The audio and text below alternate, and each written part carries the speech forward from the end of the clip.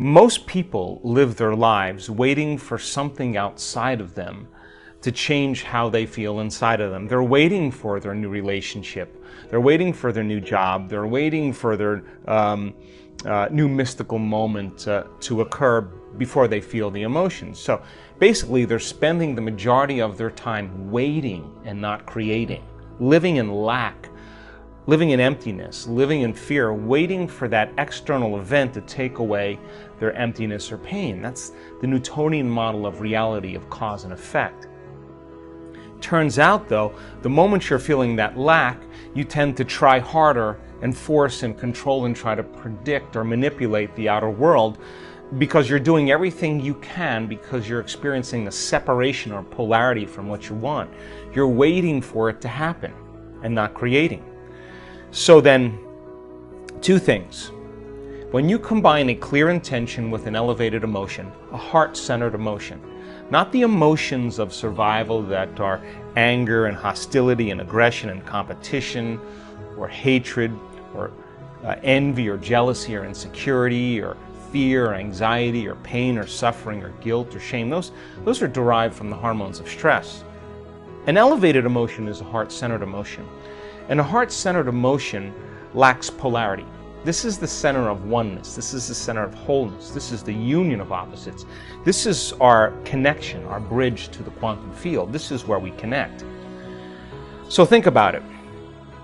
When you begin to feel a heart-centered emotion, what you're doing is you're falling in love with your life. So your body is your unconscious mind. It does not know the difference between an experience that creates an emotion and an emotion that you're creating by thought alone. Your body is believing it's living in that future reality in the present moment. Now think about this. The latest research on genes says the environment signals the gene.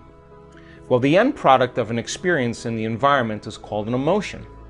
So when you begin to embrace the emotion ahead of the actual experience, you're signaling the gene ahead of the environment. And now you're beginning to instruct and select new genes that make new proteins. And proteins are responsible for the structure and function of your body. So you're literally becoming your dream. You're literally becoming it.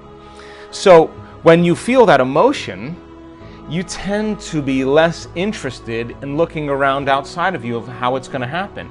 If you're walking around conditioning your body every day to feel that emotion, that you're in love with yourself and you're in love with life and you're worthy to receive and you're open and you're inspired and you're optimistic and you're enthusiastic and you're feeling that emotion, you feel like your future has already happened.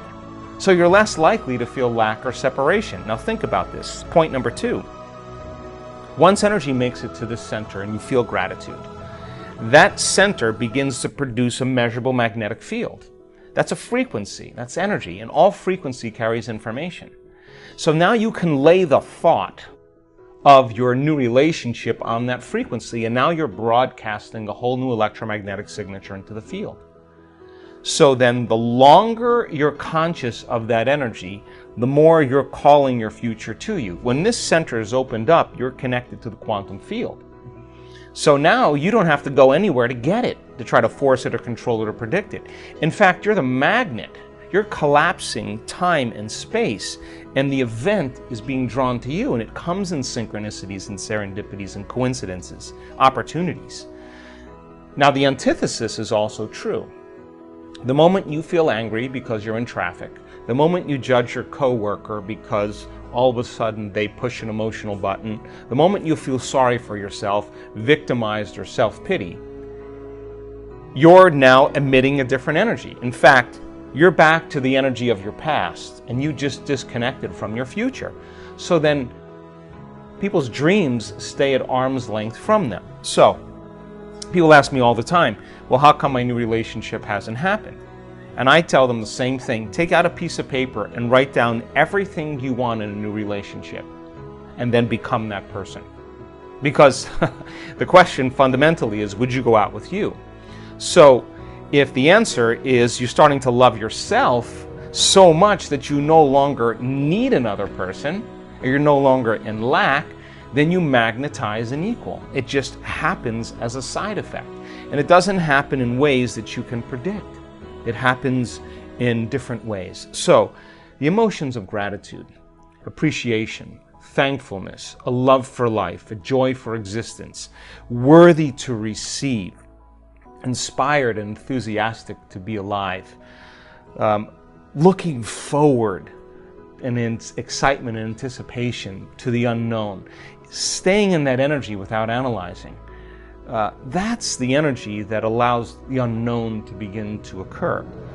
So what you're doing is you're teaching your body emotionally what that future feels like. And when you're in a state of gratitude, you're in the perfect state to receive the fruits of your efforts.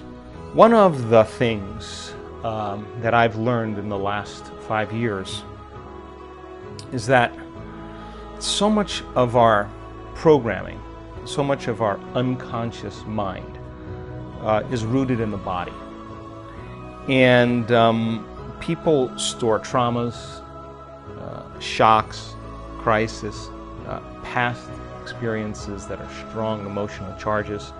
They store those in the body because every time we remember the experience, we're producing the same chemistry in the brain and body as if it's happening. So the body actually becomes conditioned into the past. And so the body in its resistance is clinging to the known and the familiar, even though we want our future to begin to change.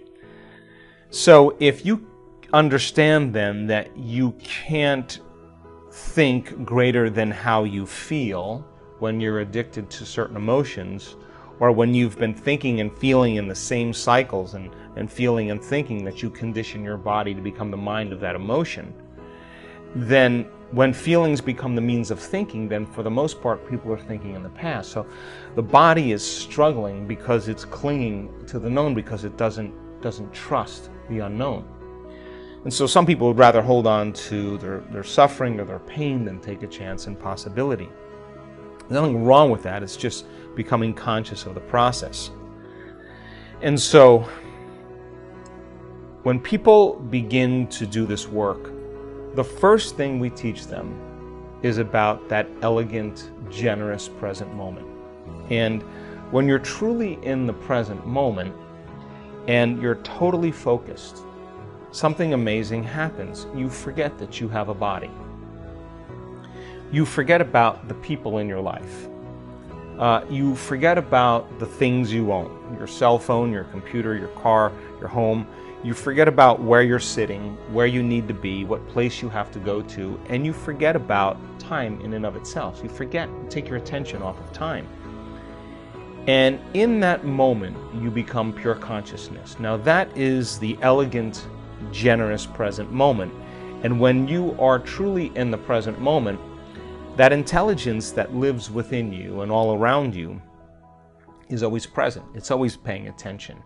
And that's the moment there's an alignment between the subjective consciousness that's free-willed and the objective consciousness of the quantum field. You're looking right in the mirror. So then, in order for us to heal our bodies, we have to get beyond our bodies. In order for us to change some aspect of our identity or personality, we have to literally forget about ourselves. In order for us to change some problem or condition in our life, we have to forget about our present life and forget about the predictable future or the familiar past. And so you can only talk around this concept. But for a person who struggles with creating joy when they feel so much pain, and that they're working on trying to fake it until they make it, my advice is very simple. Work on getting beyond yourself.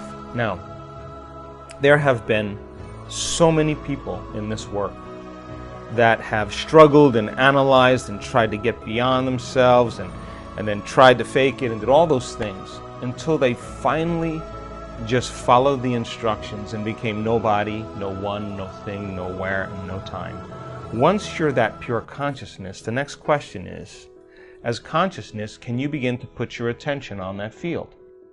Can you begin to pay attention to it?